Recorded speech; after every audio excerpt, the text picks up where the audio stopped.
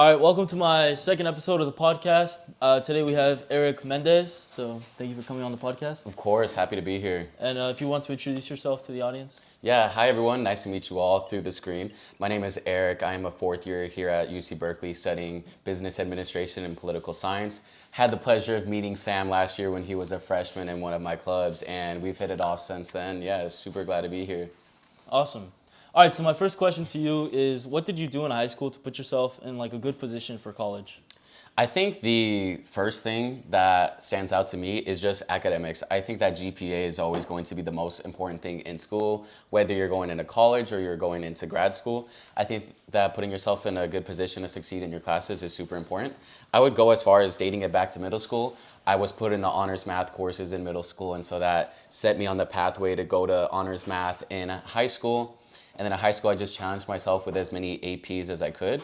I think also another incredibly important thing that people sleep on is full-time work. I think that having a work experience on your resume when you're coming into college and the lived experiences that you have from that is super, super important. I think especially at top tier schools like UC Berkeley, a lot of people come from families where they may not need to work in high school. And so if you're coming in as first gen or non-traditional or underrepresented minority groups, one of the things that can make you stand out is your work and your experiences that you took away from them. So I worked at Target for like all throughout my high school years, and I had a blast there. But I think I learned a lot of public speaking skills and how to deal with difficult situations. And I think that that's something I carried into my career and journey here as a college senior now.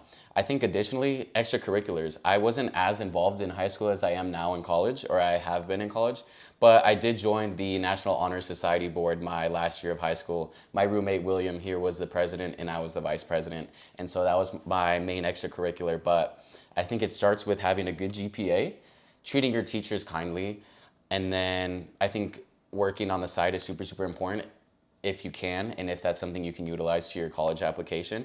And then extracurriculars where you can find them, I think, were my big three things that I took away from high school. Awesome. And then kind of what do you think set you apart? Like in your PIQs, like if you want to talk about that, what did you write about there? In my PIQs, I talked a lot about my personal background. So without getting into too much depth, because it is personal, I think that as a first generation college student and as someone who comes from a non-traditional background, one of the most important things we can leverage in our applications is these personal insight questions. I think the University of California system does such a great job at looking at applications holistically, whereas technically affirmative action and like race and ethnic based quotas have been banned. I think the University of California does a very good job at accommodating for that. And so I think that if you're coming in to college or if you're applying to colleges and you don't have the best GPA or you're the first in your family to apply to college, both my older sisters went, but they both dropped out. So now I'm going to be the first in my family to graduate.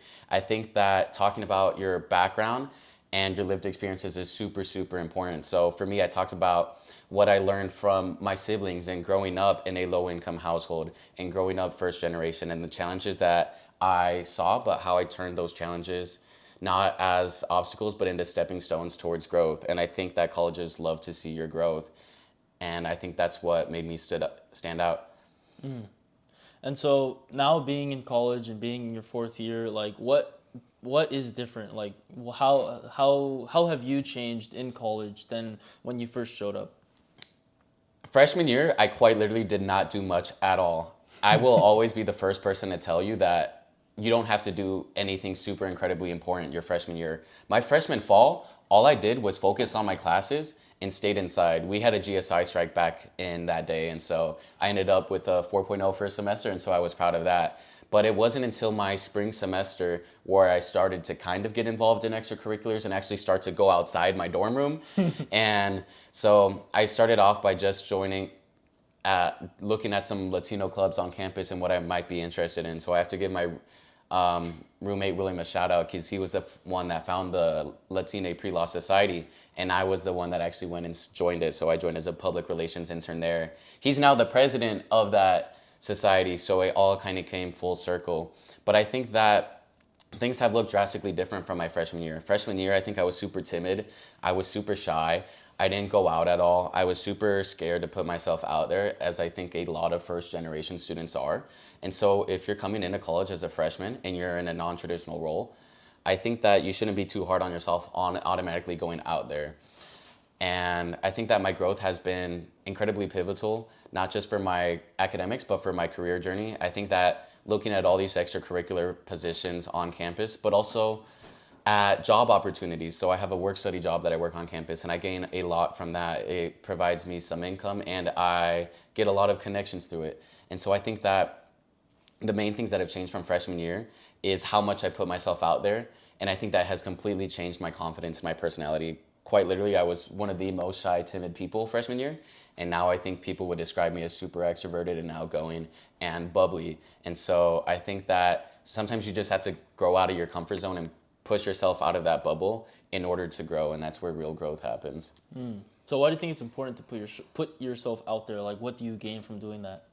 I think that you gain a lot because you're challenging yourself in a way that you may not have done so before. So in high school, yes, I did some extracurriculars here and there. I've had an opportunity at being a board. I was the vice president in National Honor Societies. But at college, it's a completely different deal. I went from going to a high school with 400 kids to now UC Berkeley with 40,000 undergraduate students. And so I think that making yourself uncomfortable and putting yourself out there, you only have so much to gain from it. I think that it's a risk you have to take on because some things may not work out. You may run for board on a club and you may not get it. You might apply to be an intern for a club, you might not get it. You might apply for an on-campus job and you might not get the one that you want. But I think that those rejections or those experiences are things that are going to be incredibly crucial to your long-term growth and your long-term success. And so I think it's really the moments that you learn from is where all the growth happens. And I think if you put yourself in a position to have these learning outcomes and to not view any setbacks as obstacles, but as growing opportunities, you're going to be successful as long as you can keep that future-oriented, positive mindset. Awesome. And so you talked about the Latina Pre-Law Society. So what does that do? Like in terms of like opportunities, in terms of networking, like what do you gain from that? Yeah, so that was the first organization that I joined. I joined as a public relations intern, and so I was working on the behind the scenes sort of things. I was running the Instagram. I was making sure that our flyers were looking nice and pretty and just trying to spread the word about the society. And so we have a lot of pre-law frats here on Berkeley, which are nationally recognized. We've got Pi Alpha Delta, PAD, and then we also have AdPi. But I think that the Latine Pre-Law Society is geared towards Latine pre-law students. And I think that they provide tremendous amounts of resources. We've got collaborations with Kaplan for test prepping. And so they gave us some free LSAT test questions, some free sessions for that. I think beyond that, you learn so much from the people above you in these clubs and organizations. That's something I wish I took advantage of more, was all these great people above you have so much wisdom to pass down to you. And so you have that networking within your own society, but then you have the networking with outside of it. And so like last year and this year, they went to the West Coast Consortium in San Francisco, which is basically a big organization of all these law schools on the West Coast. And they all come out and go to this one place in San Francisco, and you get to meet with different recruiters or different admissions officers for different law schools, and you get to see what they're looking for, and they'll give you advice on like your average GPA you should have, your average LSAT you should have. And so beyond the community that it provides you with at college, I think you learn so much from your upperclassmen because they're the ones passing advice and wisdom down to you.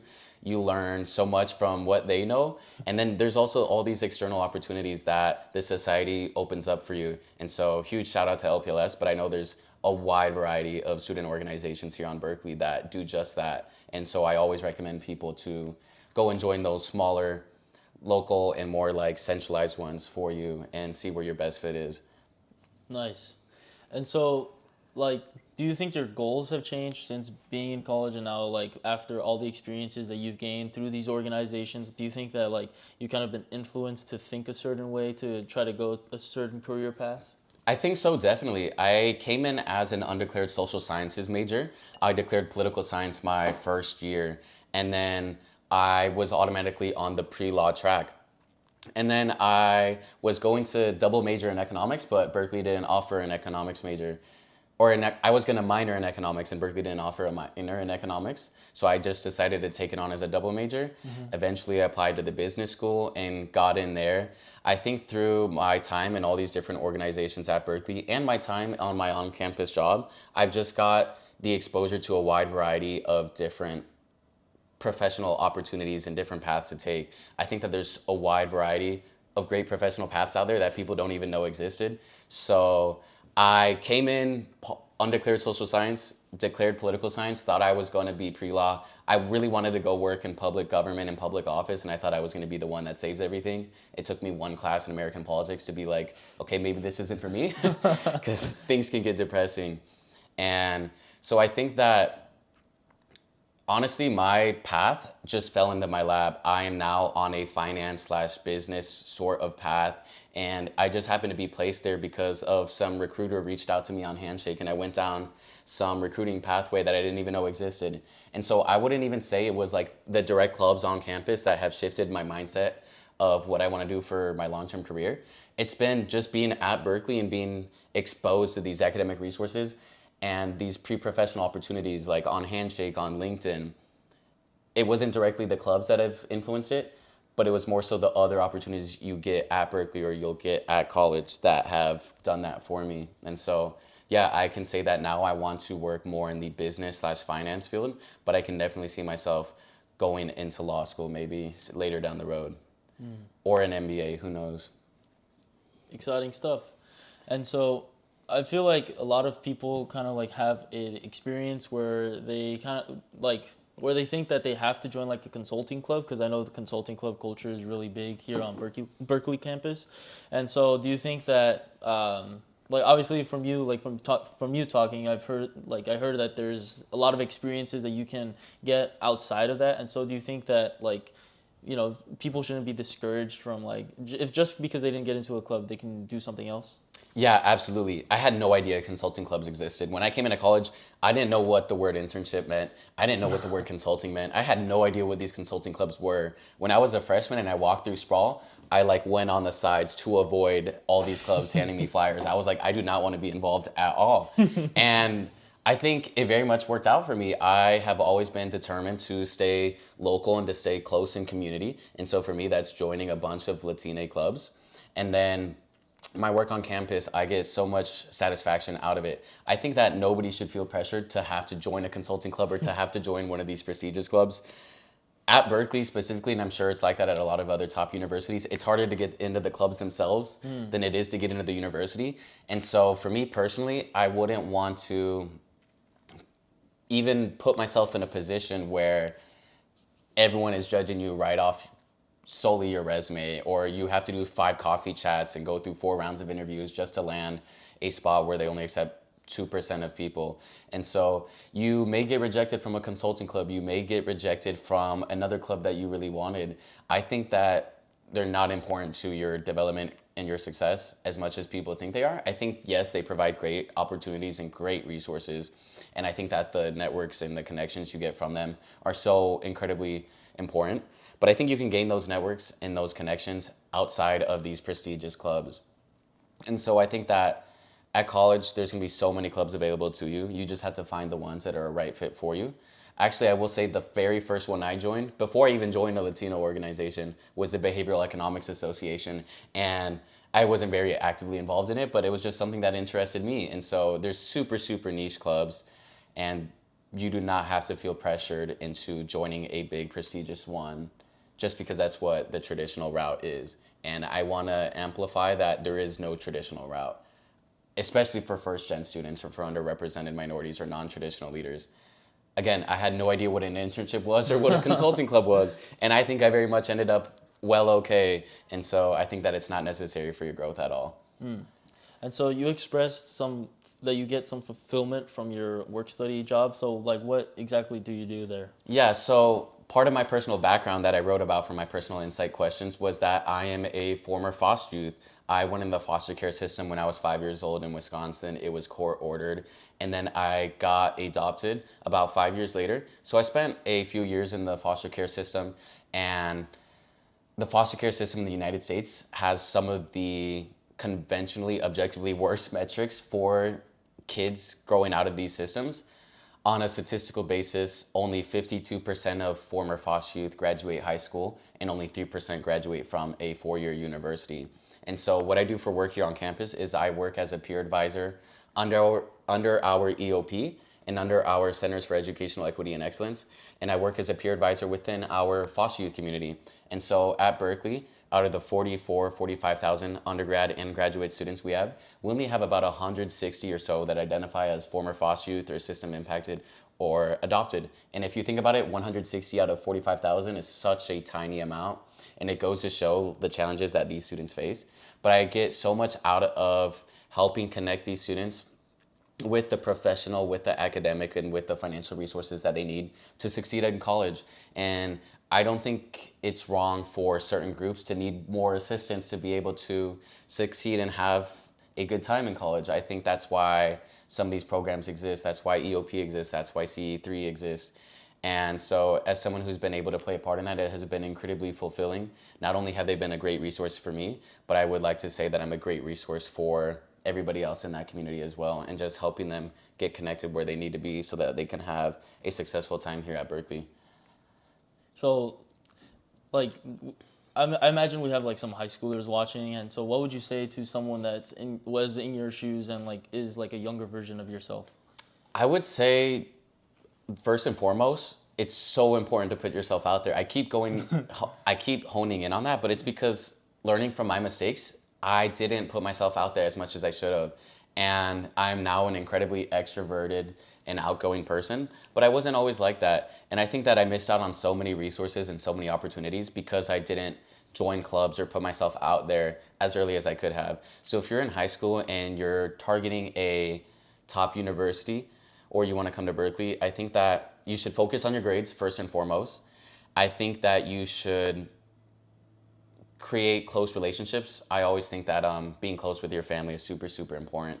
And then also making sure that you have good friends. And then if you can join extracurriculars on campus, just put your foot out there and do it. I think that I didn't have the best time in high school because I was working so much, and I honestly could not have cared much less about my high school. I didn't go to the rally senior year, and I didn't go to our football games. But I imagine that if I put myself out there more and joined more extracurriculars, I would have been better set up and better well-resourced. I think another important thing is to just be kind to your teachers. I think in high school, there's so many students that just are disruptive or disrespectful. And I think it goes a long way if you just treat your teachers with respect. They're humans as well. And I think that I've had the pleasure of now I can go back to my elementary school teachers or my middle school teachers or my high school teachers and tell them what I'm doing in life and like reminisce about what I learned in their class and where I sat. And I think those connections are so, so important. And so I think that you should just be true to yourself, be a good person to your friends, your family, your teachers. And then if you can put yourself out there for extracurriculars, just go ahead and do it and make yourself uncomfortable, even if it's not something that comes easy to you. Very insightful. And so I kind of want to double back and talk about how you kind of pivoted from pre-law to more finance. So what does that look like now? Like, what are you involved in that's like finance related? Like, did you do anything over the summer that's finance related? Yeah, so I think it all started spring semester of my freshman year. I got reached out to on Handshake by a recruiter for a very prestigious financial firm. I'm not going to name drop, but if you check out my LinkedIn, you can find it. And so it all started there. I applied to a program of theirs called the Emerging Leaders Program. It's like a gateway program into what was then going to become my summer internship. And I didn't know that at the time. I just thought like, oh, cool, like free resources, like free online networking. Like, absolutely, I'm going to take advantage of that. And then it came to a point where they flew me out to New York for an in-person type of networking and mixer. And again, I had no idea what was going to come of that. I just thought I was going to meet some other cool people. And then it routed me to be prepared for my interviews for this summer analyst position at this bank, at this firm in San Francisco. And so I worked in private wealth management, which is advising ultra high net worth clients on their personal investments and their personal portfolios and their allocation models. And I think that I found a true sense of love and passion for that. I think it was a field of finance I never even knew existed. I think when people think of business, they think of the ABC, accounting, business, and consulting, or accounting, banking, and consulting. And so technically this falls under banking, but this isn't investment banking or fixed income in markets and global equities, and it's not sales and trading. Like you're not going to be on the floor like crunching numbers from stock market open to stock market close. It was a completely new realm that I had not even known existed, and I had a great time there. And now I'm looking for other opportunities in a similar field within wealth and asset management under banking. And so I think it just happened to fall in my lap, but I found a genuine passion for it. And so earlier I talked about there's so many great career paths out of college that I think people just straight up don't know about. And I just got lucky with this one. I will be the first to say that it was luck, but I think that also with luck comes a moment of preparedness. And so I think that I had a great time and I'm very grateful for my opportunities and my resources there. But I absolutely love finance now and I love keeping up with the market and the news. And so I found a true passion for that and I hope I can do that in the future. And so when you talk about private wealth management, like, I don't know if you can go into the details, but like, what does that even look like to people that are interested in the field but don't really know what it looks like and what you do? Like, what does that look like? Yeah, so I think a lot of people don't even know what private wealth management is. I certainly didn't when I applied there. I think that a lot of people, or a couple of people have since come my way or have been ushered my way by friends up at Haas who know underclassmen who are interested in this field.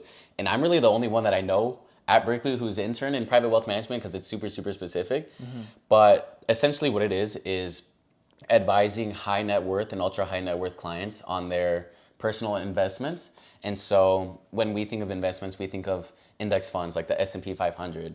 But there's a wide variety. We've got fixed income, equities, and then alternatives. So there's private equity, private credit, infrastructure, commodities like gold. And so my particular role was in supporting my team, advise a couple dozen number of clients who all had millions of dollars to their net worth who were looking to grow that. And so the whole business model is essentially a fee-based model where a private wealth advisor will conduct these investment reviews and will look to grow the portfolio of their client.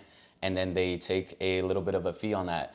And so I think that I really enjoyed it because it was super relationship based. A lot of relationships in wealth management or private banking or private wealth management is trying to lock down this client for years to come because they're not just growing wealth for themselves, they're growing wealth for their kids or their grandkids or for future generations. And so I think that as someone who talks as much as I do and who likes to talk to people as much as I do, I found a natural welcoming into the private wealth management world. And so not only do I get to learn the technical aspects of it where it's financial investing and it's asset allocation, but it's also you get to have real relationships with these people and you're making real big impacts in their lives, whether it be for them or their kids or their grandkids or anybody else that may be important to them. And so with private wealth management and having that internship under your belt, like right now, like the job market, people say that is kind of cooked. So do you think that that puts you at an advantage? Do you think internships actually help when like looking for jobs? I think they definitely do. I think that, yes, the job market is cooked right now. Since I do follow the market in the news, I can tell you that the government shutdown that's going on right now, we were supposed to be released a jobs report today from the Bureau of Labor Statistics, and we didn't receive that because there's no employees to give it to us. But the ADP, which is a company that processes payroll for about 1/6 of working Americans, estimated that we lost, I believe it was like 35,000 jobs in the month of September. The month before that in August, we only gained 22 jobs in the market when the consensus was around 75,000. That being said, it's been a really bad 3 or 4 months of job growth in the market. And I think a lot of that is because of AI, and AI is taking out all these entry level jobs. And so I think having an internship under your belt is incredibly important, not just because it gives you bullet points on your resume, but because it gives you real lived experiences. And so for me in my internship, the things I took away the most weren't the intern projects or the presentation deliverables or the pop quizzes they would give us. It was the real work that I did on desk that I learned that wasn't tailored for the internship program. It just came out of the blue, and so I had to help out the team. And I think it's those lived experiences that I learned from the most and that I will remember the most and I will carry under my belt. And it's what you'll bring up in these interviews. And so I think that I have had the blessing of being able to interview for multiple different firms already. And I'm still looking. There's a wide variety of ones that I'm interested in. But I think it's super, super important to have an internship under your belt if you are lucky enough to get one.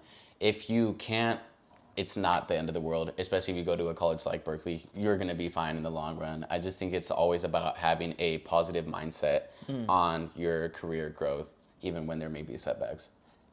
And so, like with you mentioned AI, with the growth of AI, and people that are in high school and like they're hearing about like this exponential growth of what AI could do. Like, what do you say to those people that are scared that like when it's time for them to be in college and try to find the job, like, and what do you say to them that they're scared that like they probably won't be able to find the job? I think that one of the most important things I learned here at Berkeley was in my Econ 1 class, and we learned about this idea called the lump of labor fallacy. And the idea is that there's a fixed number of jobs available, and that technology developments and immigrants take away from these fixed number of jobs. And then it leaves some people just completely lost in the wind. And I think that we need to look back at history, and whenever there has been development, jobs don't go away, new jobs get created. So if we want to go back to the Industrial Revolution, which really, really was the start of everything, everyone used to farm back in those days. In the Industrial Revolution allowed people to seek other opportunities, and now we have people who specialize in certain areas of work.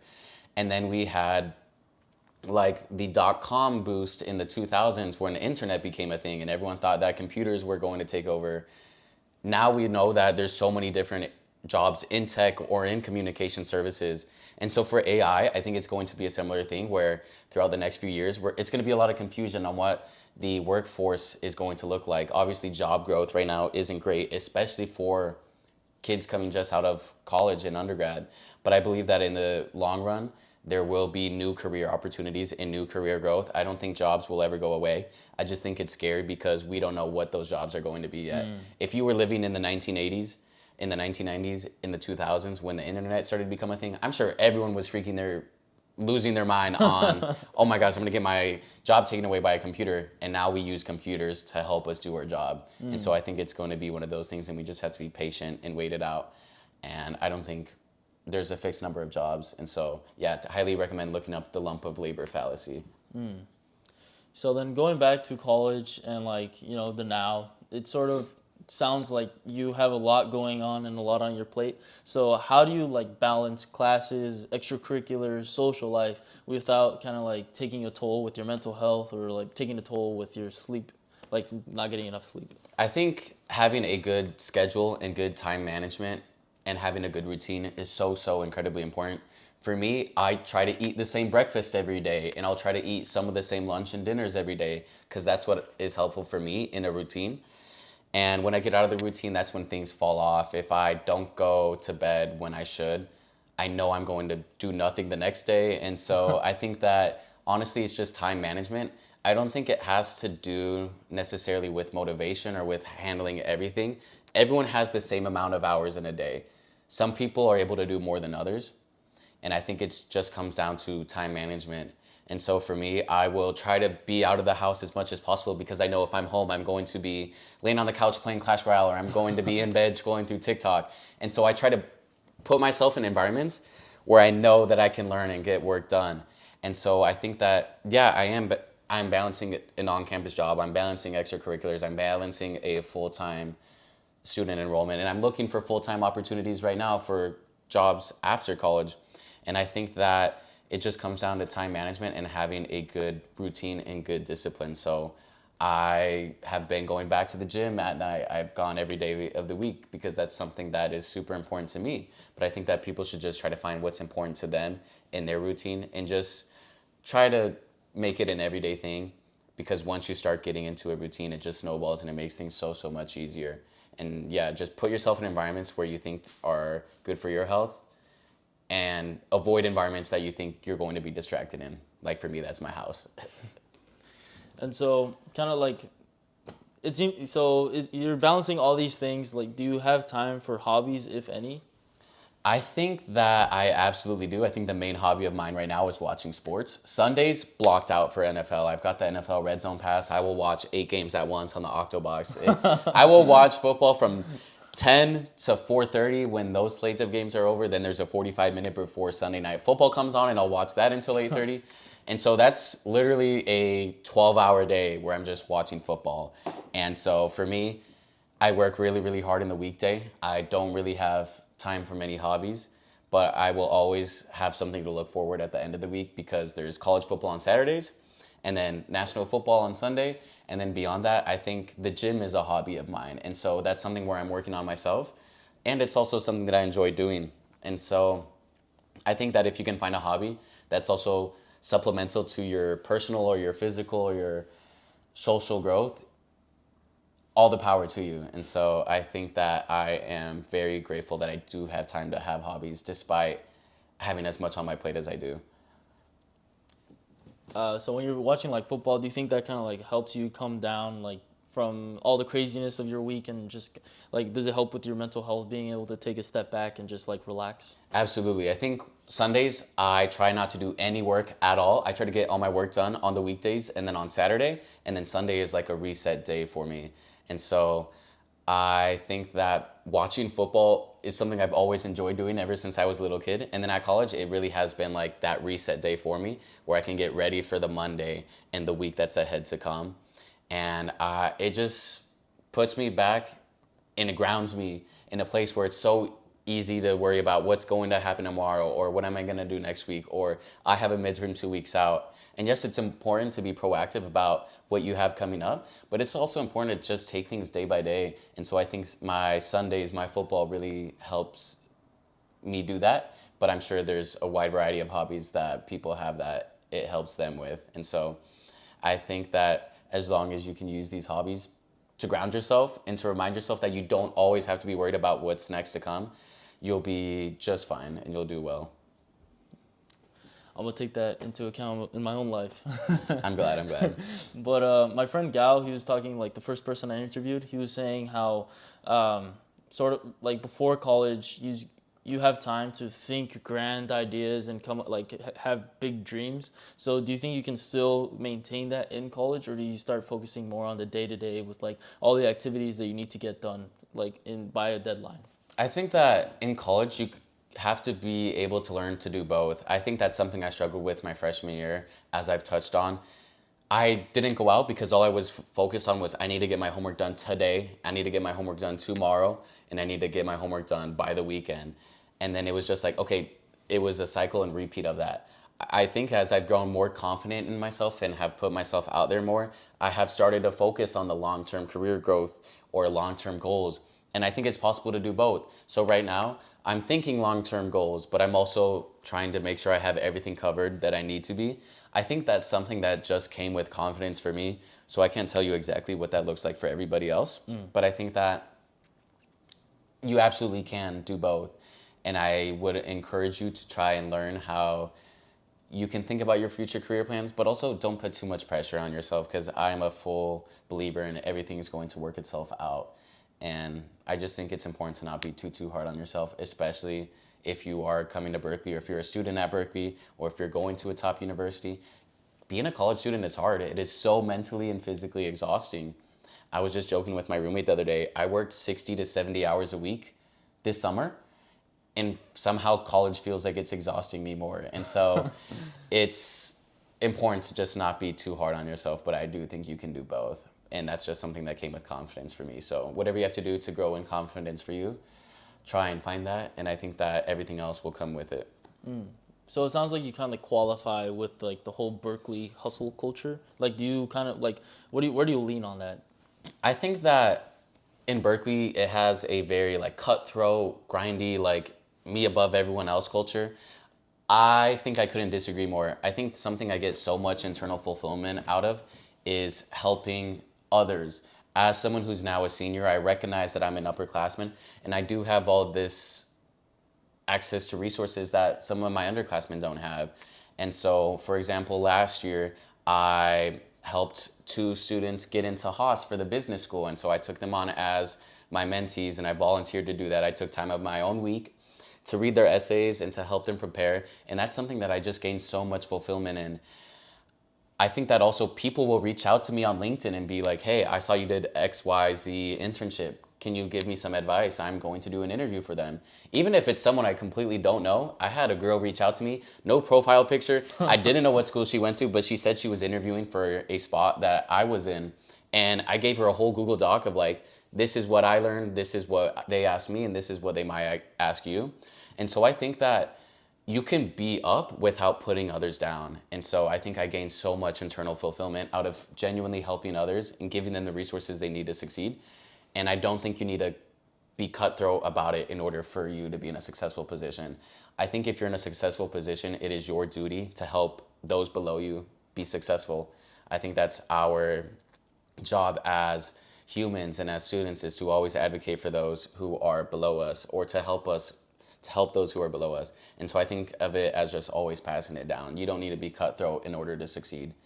You can be up without putting others down, and you can also elevate people to be up right where you are. And I think that's something that wasn't my first goal probably coming into college, but I have since come to realize that it's something I gain a lot of internal fulfillment in, and I don't think you need to be cutthroat in order to succeed. And so, like, tying back to kind of the like joining organizations to kind of find community and all that, do you think you've been able to sort of mold and shape your identity like at college? Like, do you think that everything, all the resources here and being able to like find the community that you really resonate with instead of just being placed into one, do you think that helps with being able to like mold your own identity? I absolutely do. I think that's a great question, by the way. I think that you have the opportunity to join all these clubs, but no one's forcing you. So when you're joining a club or an organization, or you're going out to seek a job, make sure it's something you actually want to do. And then if you're enjoying it, it really does shape you into who you are. I think for me, I've gotten so much confidence in the clubs that I've been in, while where that might be academic and it might be pre-professional and it might be social. And I think that I have grown in confidence in all three of those aspects. And I think it's something that has helped shape me. I think I am super outgoing and extroverted, and that's not someone that I was 3 years ago before all these clubs, but it's because they've molded me that way, and I've allowed myself to be molded.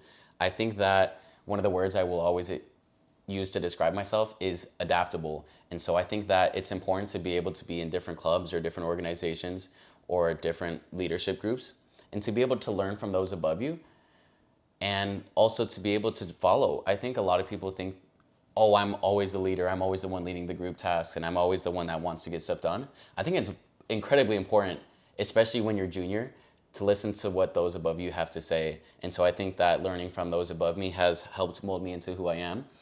And that has come as a result of all of the clubs I've been involved in. And it's such a blessing that you get to choose which ones you want to be involved in. And so those absolutely do mold you, and I think all for the better.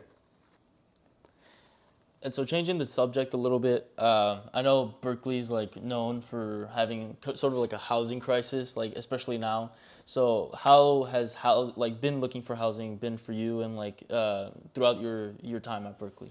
I think that I got incredibly lucky. Again, I'll drop the word luck. I think that my first year I was put in a double, which was my first choice in a Unit 1 dorm here.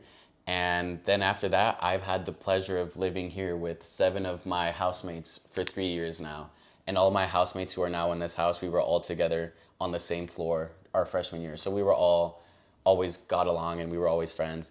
And we just landed this place by luck because one of us had a connection with the person who was in it before.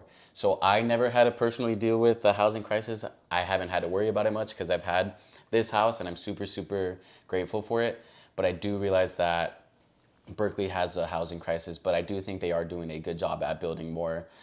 I know they also took down the tennis courts to build more parking, which is a little bit controversial, but in my opinion, I think parking is something we desperately need at Berkeley. Yeah. And so I think that hopefully that's something that the university and the city are going to get better at doing, because I will say my freshman year there was 4 girls living in our study lounge. Like, that's supposed to be resources for our whole floor to go and study, and they had 4 people living in there until like November. And so while I wasn't directly impacted by it, I was indirectly impacted by it, and I saw it.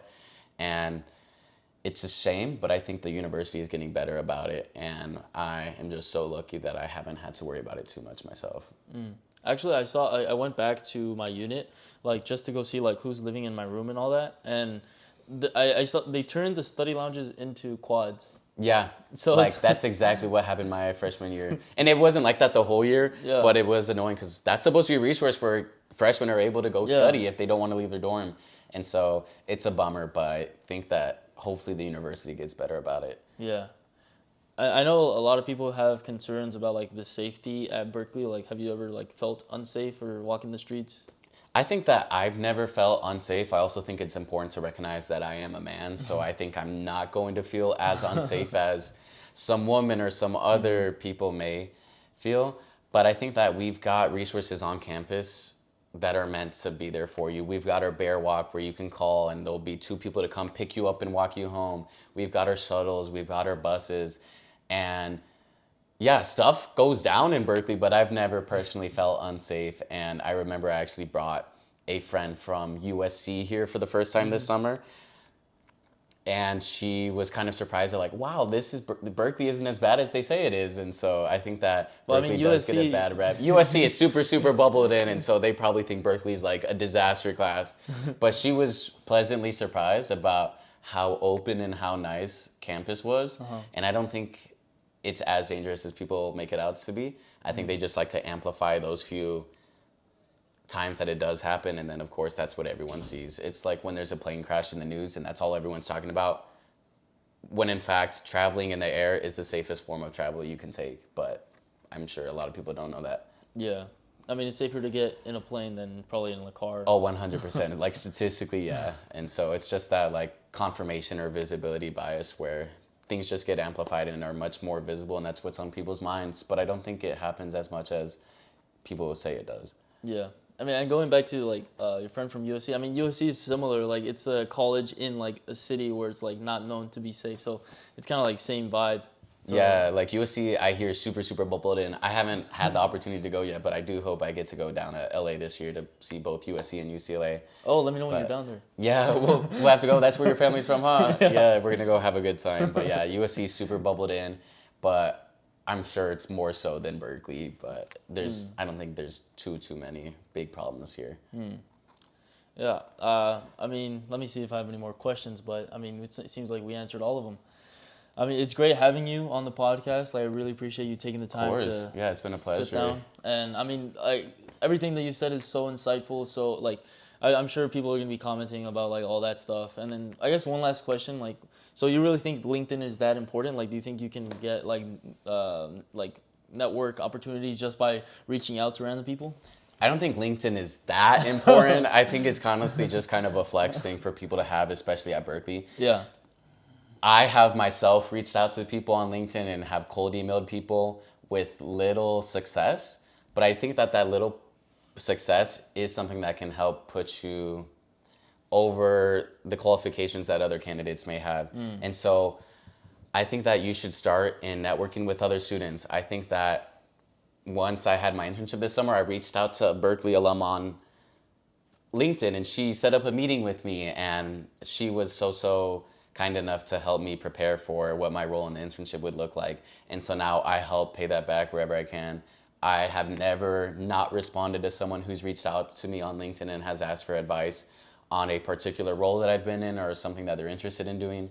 And so I think that it's important, but not as much as people would say. I think it's more important on the student by student basis. Don't immediately go out to like full-time recruiters or full-time analysts and people in their career and expect to get a great response back. But I think for connecting with other students and those above you, I think it's super, super helpful for sure. All right, awesome. Thank you, man. Once again. Of course, yeah. Thank then- you all for tuning in. Yeah, let me know if you guys want him to come back. I'll have him on again. Yeah, put them in the comments. But all right, thank you for watching, and then stay tuned for the next episode. Yeah. Thank you, everyone. Bye bye. Bye.